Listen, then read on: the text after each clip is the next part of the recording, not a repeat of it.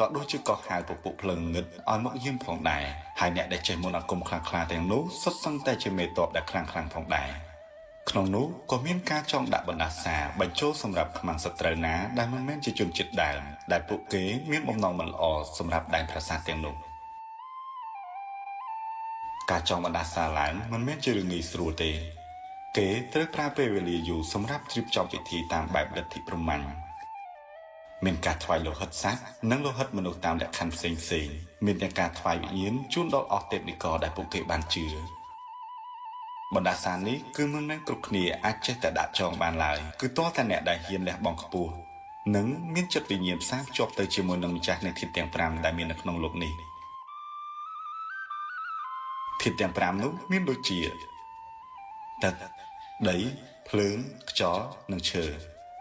យើងដឹងហើយថាធាតុទាំង5នេះត្រូវបានគេយកមកធ្វើជាប្រយោជន៍